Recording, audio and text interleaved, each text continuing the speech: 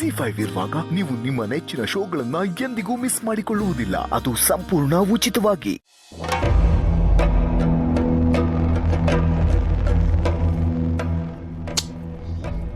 ತವ್ರ ಮನೆಗೆ ಬಂದಾಗ ಜಾನ್ವಿಯವರು ಎಷ್ಟು ಖುಷಿಯಾಗಿರ್ತಾರೆ, ಆದರೆ ನನ್ನ ಜೊತೆ ಇರೋವಾಗ ಮಾತ್ರ ಯಾಕೆ ಖುಷಿಯಾಗೇ ಇರಲ್ಲ. ನೋ ಜಯಂತ್, ಸುಮ್ಮನೆ ಏನೇನೋ ಯೋಚನೆ ಮಾಡ್ತಾ ಇದೀಯ ನೀನಷ್ಟೇ. ಅವರಿಲ್ಲೂ ನನ್ನ ಜೊತೆ ಎಷ್ಟೊಂದು ಖುಷಿಯಾಗಿದ್ದಾರಲ್ವಾ.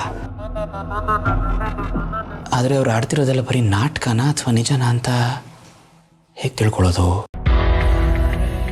ಒಂದು ಕೆಲಸ ಮಾಡೋಣ, ಇವತ್ತೇ ನಾವು ವಾಪಸ್ ನಮ್ಮ ಮನೆಗೆ ಹೋಗಬೇಕು ಅಂತ ಹೇಳೋಣ. ಆಗ ಅವ್ರು ಖುಷಿಯಾಗಿದ್ದರೆ ನಾಟಕ ಆಡ್ತಾ ಇಲ್ಲ ಅಂತ, ಬೇಜಾರು ಮಾಡಿಕೊಂಡ್ರೆ ನಾಟಕ ಆಡ್ತಿದ್ದಾರೆ ಅಂತ.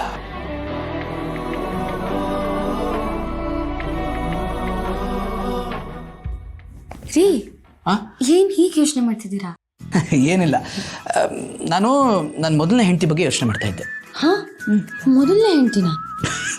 ನನ್ನ ಕೆಲಸನೇ ನನ್ನ ಮೊದಲನೇ ಹೆಂಡತಿ ಅಲ್ವಾ, ಅದಕ್ಕೆ ಹಾಗೆ ಹೇಳಿದೆ ಅಷ್ಟೇ, ತಮಾಷೆಗೆ. ಆಗ ಈಗ ಹೇಳಿದ್ ನೋಡಿ ಏನಪ್ಪ ಅನ್ಕೊಂಡ್ಬಿಟ್ಟೆ. ಇಷ್ಟು ದಿವಸ ನನ್ನ ಜೊತೆ ಜೀವನ ಮಾಡ್ತಾ ಇದ್ದೀರಾ, ಇನ್ನೂ ನನ್ನ ಅರ್ಥ ಮಾಡ್ಕೊಂಡಿಲ್ವಾ ನೀವು? ಅರ್ಥ ಮಾಡ್ಕೊಂಡಿದ್ದೀನಿ, ಆದ್ರೂ ಸಡನ್ ಆಗಿ ಮೊದಲನೇ ಹೆಂಡತಿ ಅಂತಲ್ಲ ಅಂದ್ರೆ ಭಯ ಹಾಕಲ್ವಾ? ಸದ್ಯಕ್ಕೆ ನನ್ನ ಮೊದಲನೇ ಹೆಂಡತಿ, ಎರಡನೇ ಹೆಂಡತಿ ಎಲ್ಲ ನೀವೇ ನೋಡಿ. ಅದಕ್ಕೆ ಕೆಲಸ ಎಲ್ಲ ಬಿಟ್ಟು ಹೀಗೆ ನಿಮ್ಮ ಜೊತೆ ಇದೀನಲ್ಲ. ಅದೇ ಮತ್ತೆ, ಕೆಲಸ ಎಲ್ಲ ಬಿಟ್ರೆ ಜೀವನ ಹೇಗೆ ನಡೆಯೋದು? ಜೀವನದಲ್ಲಿ ಪ್ರೀತಿ ಇರಬೇಕು, ಆದ್ರೆ ಪ್ರೀತಿನೇ ಜೀವನ ಆಗ್ಬಾರ್ದು ರೀ. ಆದರೆ ನನ್ನ ಜೀವನನೇ ಸಾಕ್ಷಾತ್ಕಾರ ಮಾಡಿರೋ ನಿಮ್ಮ ಪ್ರೀತಿನೇ ನನ್ನ ಜೀವನ ಅಲ್ವಾ? ಸಾಕು ಸಾಕು ಸಾಕು ಸಾಕು, ನೀವು ಬಿಟ್ರೆ ಕವಿನ ಆಗ್ಬಿಡ್ತೀರಾ. ಅದಿರ್ಲಿ, ನೀವಾಗ್ಲೇ ಏನೋ ನಿಂತ್ಕೊಂಡು ಯೋಚನೆ ಮಾಡ್ತಿದ್ರಲ್ಲ, ಅದೇನು ಅಂತ ಹೇಳಿ.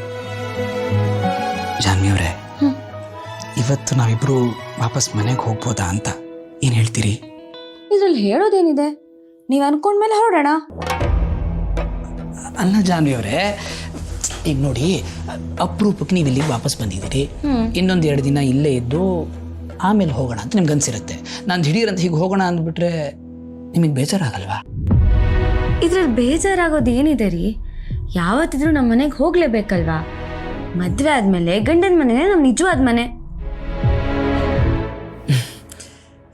ಸರಿ ಜಾನ್ವಿ ಅವರೇ, ಹಾಗಾದರೆ ನೀವು ಲಗೇಜ್ ಪ್ಯಾಕ್ ಮಾಡ್ಕೊಳ್ಳಿ, ಇವತ್ತೇ ಹೊರಡೋಣ. ಸರಿ, ಅಮ್ಮಂಗೆ ಹೇಳಿ ಬಂದ್ಬಿಡ್ತೀನಿ, ಆಮೇಲೆ ಪ್ಯಾಕ್ ಮಾಡ್ಕೊತೀನಿ. ಶೋರ್. ಛೇ, ನಾನೇ ಇವ್ರ ಬಗ್ಗೆ ತಪ್ಪಾಗಿ ಯೋಚನೆ ಮಾಡಿಬಿಟ್ಟೆ. ಇವ್ರು ನಿಜವಾಗ್ಲೂ ಬದಲಾಗಿದ್ದಾರೆ, ನನ್ನ ಇಷ್ಟದಂತೆ ನಡ್ಕೋತಾ ಇದ್ದಾರೆ.